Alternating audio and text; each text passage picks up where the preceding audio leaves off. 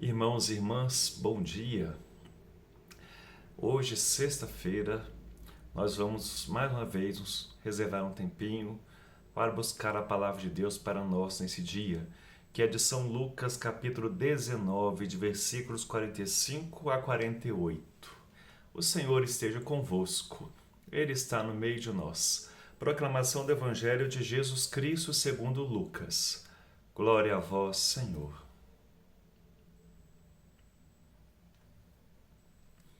Depois, Jesus entrou no templo e começou a expulsar os que ali estavam vendendo. E disse: Está escrito: Minha casa será casa de oração. Vós, porém, fizestes dela um antro de ladrões. Todos os dias ele ficava ensinando no templo. Os sumos sacerdotes, os escribas e os notáveis do povo procuravam um modo de matá-lo. Mas não sabiam o que fazer, pois o povo ficava todo fascinado ao ouvi-lo falar. Palavra da salvação. Glória a vós, Senhor. Então Jesus, já na cidade santa de Jerusalém, para cumprir plenamente a sua missão, entra agora no espaço sagrado que é o templo religioso. E fica indignado diante de tudo que estava acontecendo ali, porque fizeram, da casa do Pai, aquilo que deveria ser uma casa de oração, tornou-se um antro de ladrões. Então Jesus tem uma atitude de expulsar os vendilhões do templo, como dizemos, por quê? Porque o templo não estava mais sendo uma casa de oração, não estava mais sendo o lugar do encontro com Deus. Peregrinos de vários lugares iam para Jerusalém para a época da Páscoa. Então, eles iam para se encontrar com Deus vivo. Mas a fé estava sendo manipulada pelos sacerdotes, os fariseus e os doutores da lei. Exatamente através do comércio. Porque criaram todo um mecanismo, de forma que, para celebrar a sua fé, para pedir perdão dos seus pecados, tinha que o quê? Pagar animais para os sacrifícios, ou trazer o seu animal e trocar por outro, aí pagam ágio por causa disso. O templo tinha a moeda própria, então eles tinham que fazer esse câmbio também. Bom, criaram todo um esquema dentro do templo, envolvendo a religião, que os peregrinos que iam lá para se encontrar com Deus vivo eram muito explorados financeiramente falando, do que realmente fizesse uma experiência de Deus vivo e verdadeiro. Por isso Jesus tem essa atitude, rompe com aquele esquema de religião. As autoridades deturparam a fé religiosa. Essa religião, esse templo, esse esquema religioso não faz as pessoas reconhecerem o Deus vivo e verdadeiro. Por isso que exatamente as autoridades religiosas começaram a tramar a morte de Jesus. Por quê?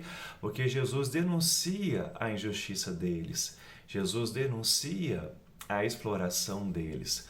Poderosos que utilizavam da fé para manipular o povo. E se enriqueciam em função disto. Então utilizavam da fé para se enriquecer. Então, diante dessa triste realidade, Jesus teve essa atitude muito nobre.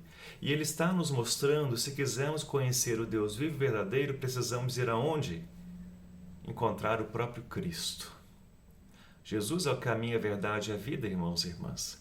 Ele é que verdadeiramente nos ajuda a encontrar o Deus da vida, o Deus do amor. Então precisamos estar sempre cultivando a nossa fé com o próprio Cristo. Estar sempre purificando a nossa fé com o próprio Cristo. Porque infelizmente hoje, nos tempos em que vivemos, não é diferente o uso da fé, e vou falar da fé cristã, para beneficiar certos grupos, ou para certos grupos se enriquecerem. Quantas vezes se usa o nome de Deus para se ganhar com isso, ou para ter status, ou para se enriquecer, ou para se promover, ou até para ser eleito, se nós pensarmos o que acontece no Brasil. Então encontramos, irmãos e irmãs, muita manipulação da fé. Então fiquemos atentos a isso. Para encontrarmos o Deus vivo e verdadeiro, por exemplo, a gente não precisa pagar nada. Basta conhecer a palavra de Deus. Basta celebrar a Santa Eucaristia. Vamos cultivar a nossa fé neste Deus para que possamos verdadeiramente estar tendo esse encontro com Deus vivo, estar sendo verdadeiros discípulos dele. Não podemos nos deixar influenciar por aqueles que querem usar da fé para manipular o povo. Aí há muita ideologia também, né? Utilizando a fé cristã para manipular o povo. E é triste hoje quando a gente vê, infelizmente, utilizando a fé cristã, mas apoiando coisas que são contrárias ao que Jesus ensina. Então é claro que nós temos que dizer não. É claro que precisamos denunciar. Aí nós temos um Papa que não cansa de denunciar as injustiças. Nós temos os nossos bispos no Brasil, na nossa NBB, nessa conferência, que não cansam de denunciar tudo que vai contra a vida, contra Deus, e são contra também a exploração da fé, ou a utilização do nome de Deus em prol de outros interesses. Então precisamos estar sempre atentos à palavra de Deus, conhecendo bem a Sagrada Escritura, conhecendo bem os ensinamentos da igreja, para que a gente não se deixe manipular, porque charlatão hoje temos muito em nosso país, e principalmente envolvendo a fé cristã. Então tomemos cuidado com isto. Pai nosso que estais nos céus, santificado seja o vosso nome. Venha a nós o vosso reino. Seja feita a vossa vontade, assim na terra como no céu. O pão nosso de cada dia nos dai hoje. Perdoai-nos as nossas ofensas, assim como nós perdoamos a quem nos tem ofendido. E não nos deixeis cair em tentação, mas livrai-nos do mal. Ave Maria, cheia de graça, o Senhor é convosco. Bendita sois vós entre as mulheres, bendito é o fruto do vosso ventre, Jesus. Santa Maria, Mãe de Deus, rogai por nós, pecadores, agora e na hora de nossa morte. Amém. Glória ao Pai, ao Filho e ao Espírito Santo, como era no princípio, agora e sempre. Amém. O Senhor esteja convosco, Ele está no meio de nós. Que desça a bênção de Deus Todo-Poderoso, Pai, Filho e Espírito Santo. Amém.